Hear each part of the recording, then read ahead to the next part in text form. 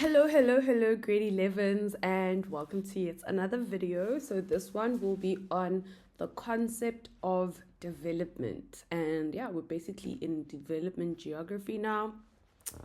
These are the kind of topics that people like to skip, or they like to be like, nah, that's chilled.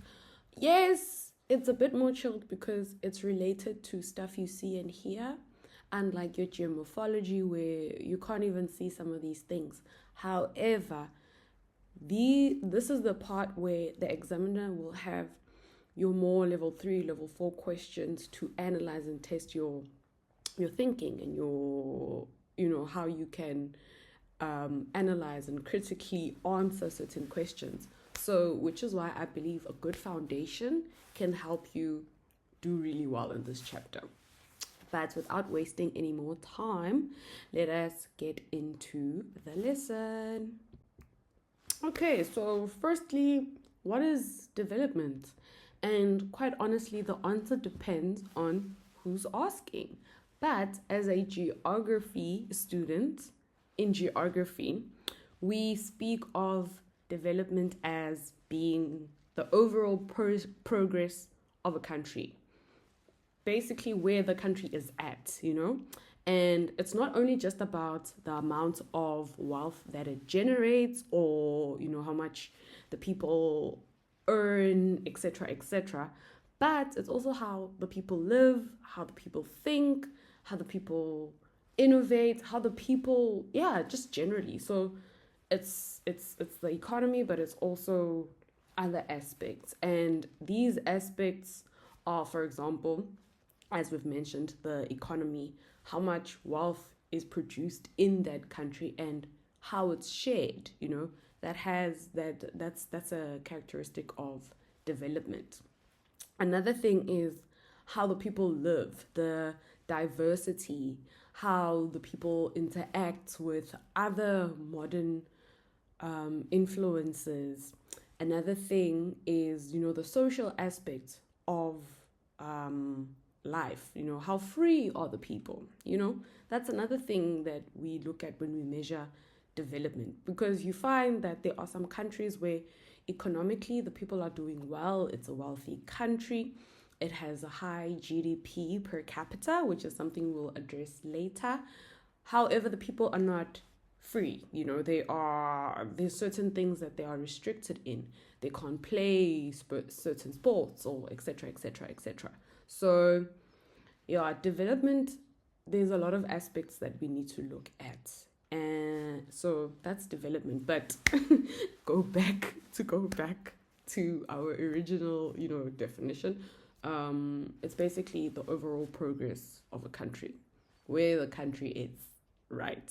So that is what we can start off by saying development is. So development shows that a country's economic and social conditions have improved by good management of the natural and human resources to create wealth and to improve the quality of life of the people living there. So basically, as I've touched on, it's like, okay, country X has these resources, and it's used these resources to create this amount of money, and it's been able to use the amounts of money well, so that the people living there have a good quality of life, in essence. Okay, moving on. So here are two aspects of development that we are going to focus on. Starting off is standard of living. So standard of living is basically the measure of person's access to resources and the value thereof. What do I mean? So by that I mean, how easy is it for a person to have access to healthcare facilities, and what type of healthcare facilities does the person have access to? What kind of education does the person have access to? How are they eating? That's also, it shows you the standard of living that a person has, and also the value thereof. So are they eating expensive food? Are they going to expensive schools? Do they have access to expensive healthcare? Their possessions, where do they live, in what neighborhood, what cars do they drive? That tells us about the standard of living. And we are able to use that to compare standard of living between different countries. And that can then indicate, the development of the countries based on measuring that. So standard of living is a bit easier to measure because it's quantifiable, a house has value, a car has value, it's stuff you can quantify. But then there's another aspect of development that you can't really quantify, and that is quality of life. That is the measure of an individual's overall satisfaction, happiness, and their well-being. And that's also another very important measure of development. How satisfied are the people? Because you find that there are countries where there's a high standard of living, but the people don't have a very good quality of life. They do not have rights. They can't speak out. They don't have job satisfaction. Yes, they're making money. So that's another aspect of development that we need to look at. But this one is a bit more difficult because you can't measure. You can't measure that. Oh, okay. My name's Pumla. Oh, Pumla has 27% levels of happiness. I just had to think of that out of the top of my head, but you can't really measure that. But that's also something we look at when we speak of development. So yeah, I just needed to mention those aspects of development. And just to go back to the initial point where development is about how the country is able to use the resources and that it has and provide goods and services. Because you find, for example, countries that have basically no natural resources. An example of this is Switzerland. However, the resources that they have, be it human resources, they use them well, and it's a country where there's high levels of development, and people have access to good healthcare, etc., etc., etc. So it's about using what you have, making use of it so that the people are well taken care of, are happy, they have good standard of living. Okay, now we're going to get into the 5 sectors of the economy.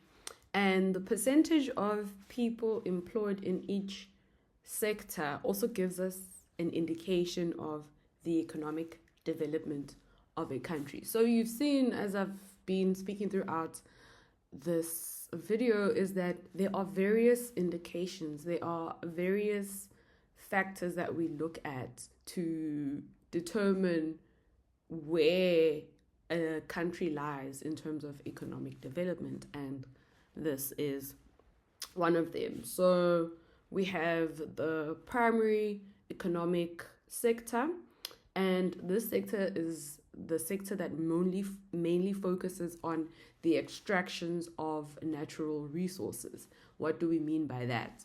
We mean mining, agriculture, fishing, forestry. So basically anything that has to do with extracting natural resources from the earth or the environment, that is a primary economic activity or economic sector. Then the next one are your secondary economic activities, and these activities have to do with processing these raw materials that have been extracted and manufacturing products from them. And then the tertiary economic activities or the sector, these are your activities where it's mainly service based. So they provide services such as banking, insurance, etc. They seldom make any tangible goods. It's all about service. Those are the three three traditional sectors. And then we have gone on, and now we have quaternary economic activities. And these economic activities have to do with research and development, and it requires more expertise and providing information, And then we also have another one, which is queenery, and these are the highest levels of decision making. We're talking manager, no, not managers, but like let's say in a large multinational company, the people that are at the top making executive decisions. It's really just a more specialized form of the quaternary in terms of like specialized. So here, this is where you have highly skilled and highly educated people, And so the percentage, as I said earlier, of the people working in each sector gives us an idea of the development of a country. So your more developed countries, your first world countries as they were previously called, or your rich countries, or your MEDC, they will have more people in the queenery and quaternary sectors of the economy in comparison to less economically developed countries, which will have a higher percentage of people working in the primary or the tertiary sector of the economy, So those are just, some other indicators that we use for development. And I hope I'm not forgetting anything. But that's that. We move on, and then now we go on to the levels of development or the economic classification of the countries. So as again I've been speaking, you have your less economically developed countries. These were previously known as third world countries. So in these countries, primary economic activities are dominant. So here, the countries are mainly focused on extracting natural resources. I'll make an example of a country like Uganda. So a country like Uganda has coffee, an availability of coffee, the coffee plant. So they are primarily focused on extracting, that. And we have an example of a primary economic activity. I don't know why all the countries just left my mind. You also have a country like India. They are responsible for exporting a lot of spices. So that's an example of a less economically developed country because they have a lot of that, And so another characteristic of these countries is that mechanization on farms is quite low. So they still make use of their hands. They are not like your United States of America, where farming is heavily mechanized. They are using equipment to do all of this work, And whereas in less economically developed countries, it's still mainly using by hand or using simple tools. And these countries are in the early stages of the economic development because of the fact that they have a high domination. They are highly. They practice a lot of primary economic activities. And another thing to note is also that they have high levels of an informal sector. So an example of that would be,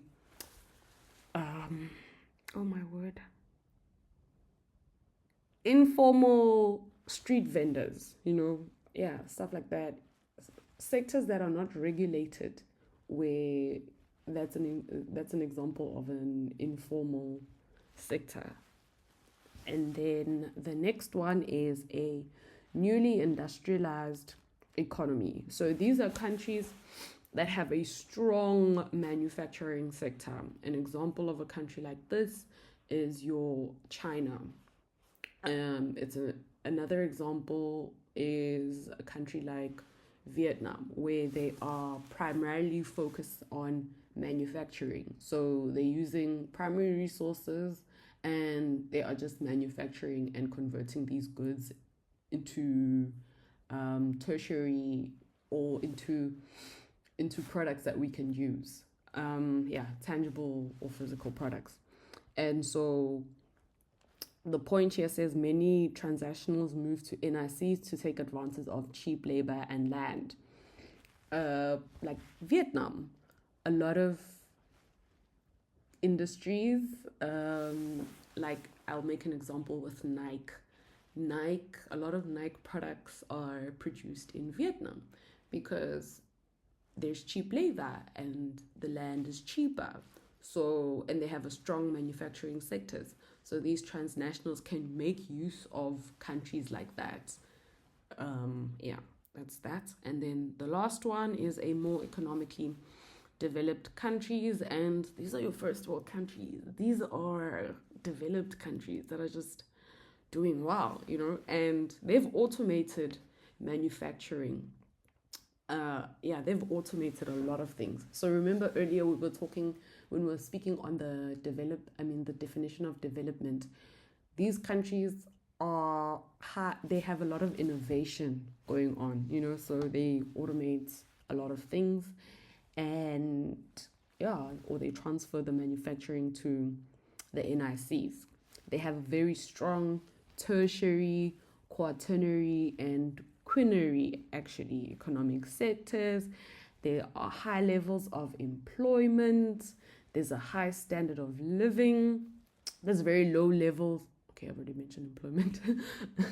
They have good education, health, and transport systems. And another thing that I forgot is the LEDCs have poor transportation systems. So you'll see in these countries where traffic is quite bad. I'll make an example with a city like Lagos, Nigeria. If you have seen, the public transport in Nigeria isn't very good.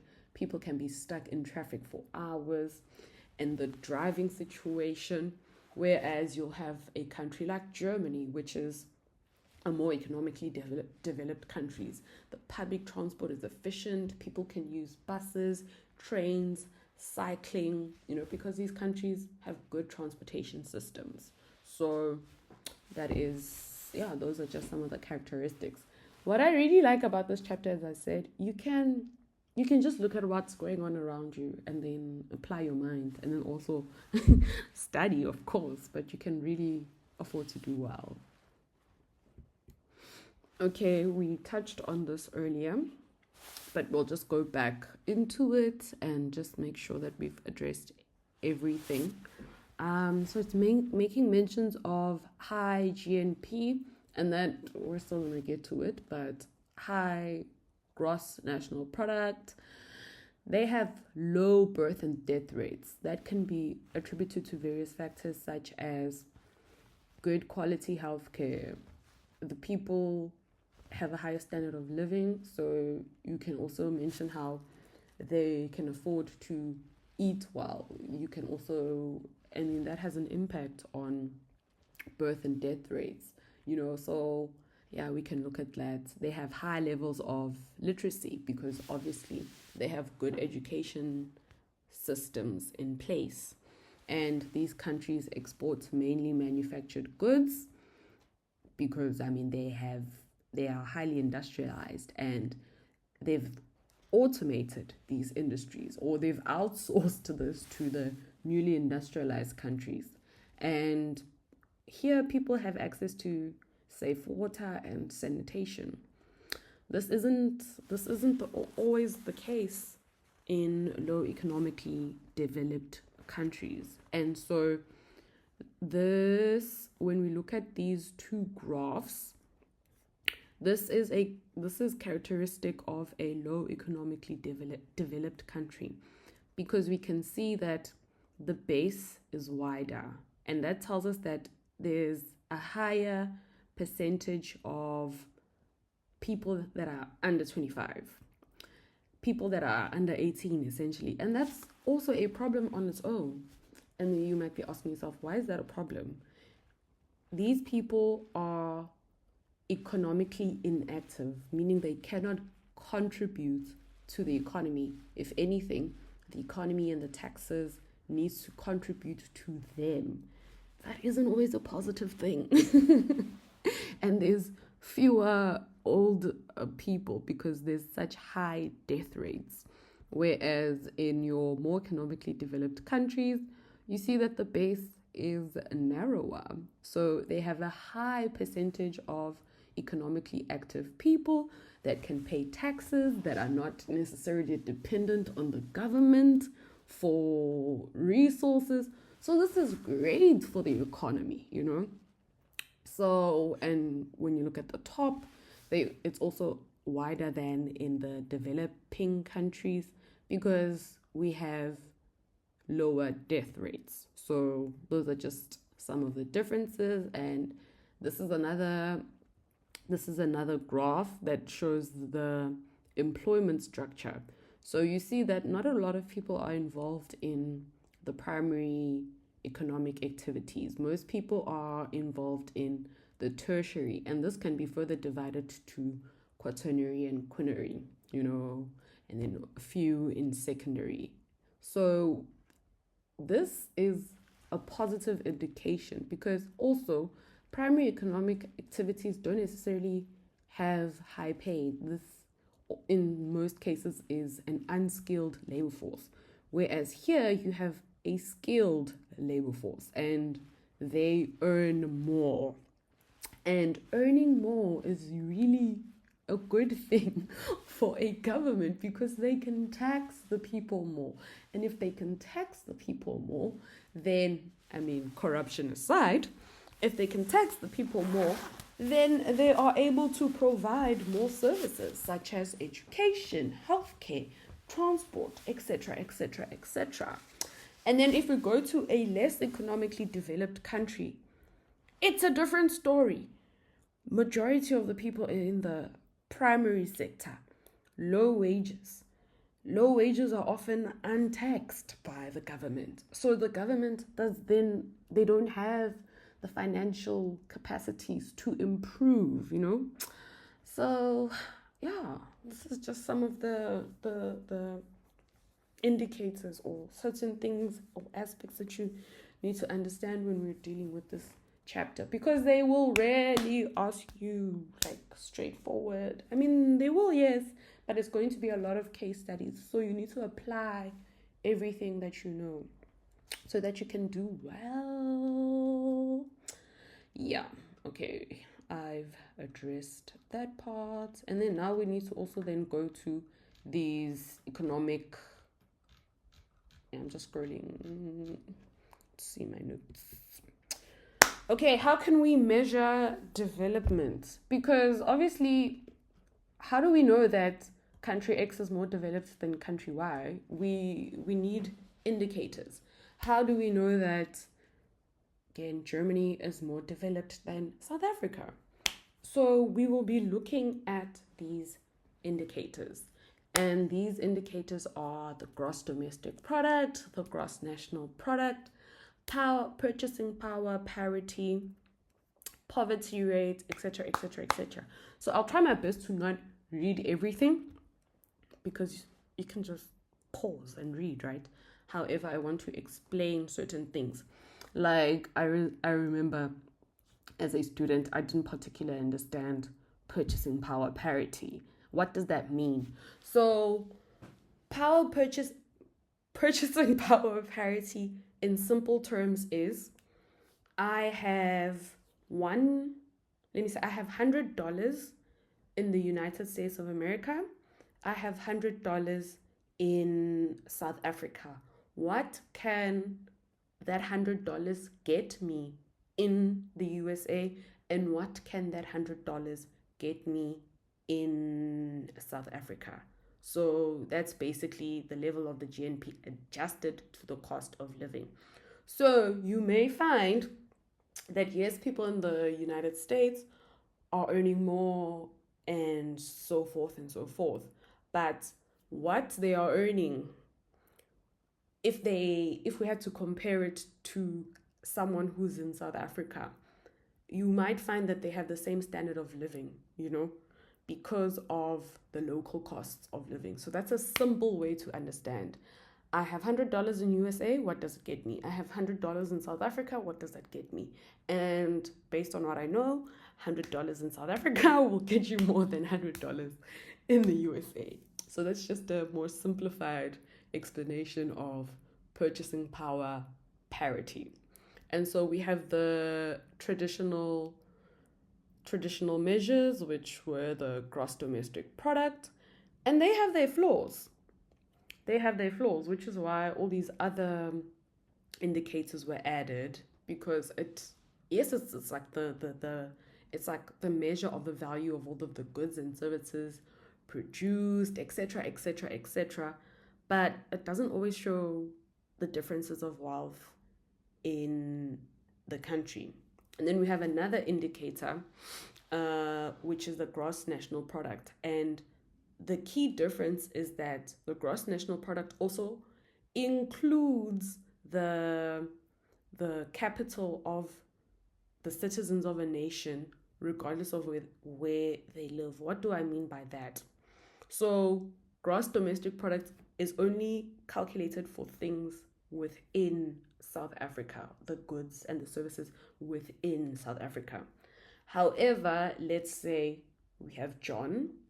John also has assets and produces and makes an income from Japan. When we're calculating gross national product, we are going to include that as well. But with gross domestic product, we will not. It's only for stuff that is within the border of South Africa, the goods and the services that are within the borders of South Africa. And another thing that we can look at to measure economic development is the poverty rate. So it's basically describing the condition of like how the population is living. No, that's not a good that's not a good example. Okay, so you often hear in country X 25 people are living below the poverty line, which means they live on less than $1 a day. So that is an indication of the development of a country. How many people are below the poverty line? Countries that are more economically developed countries will have a much lower percentage of the poverty rate in comparison to your developing countries. Okay, I feel like I took more time than I should have on that part. And then we also have human and social development measures, and that is the physical quality of life. That's where they measure the literacy rates, the life expectancy, and infant mortality. And infant mortality is basically the number of infant deaths per thousand. And per year, as you can assume, a developing country or a less economically developed country will have a higher rate of infant mortality. Why? This can be attributed to poor healthcare. This can be attributed to factors such as malnutrition. This can be attributed to literacy rates, because you might find that someone who is more literate is able to handle their pregnancy better because of knowledge and that's more subject. That's not a fact, but I'm just like trying to just add. So all of these factors play a role in infant mortality. And so the physical quality of life index also looks at that. And then we also have the human development index, and it takes account the economic and the social development, which is the physical quality of life, etc., where it's a score that ranges from 0 to 1. However, there are limitations with all of the human development indexes and your Gini coefficient, because there are certain countries where you can't calculate this, because, and also another thing, that you can't always quantify this. So yeah, it has its flaws, but it's also a good way to look at how a country is doing, how many people have access to basic services, etc., etc., etc. And then here, demographic development. Okay, I've already discussed that. And just going further, where it says life expectancy is one of the traditional indicators of health and of development. So naturally, a developed country, you will expect people to have a higher life expectancy, and a developing, you will expect people to have a lower, because of other aspects like healthcare, education, standard of living, etc., etc., etc. Okay, and that's basically it for this first video. I did not expect it to be this long. My apologies. But I just was trying to explain it as best as I can, because as I said earlier, I believe that a good foundation can help you, because this is really about analyzing, using what you know, and then just putting it together and being able to answer your questions. But as always, thank you for tuning in, and let's see each other in the next video.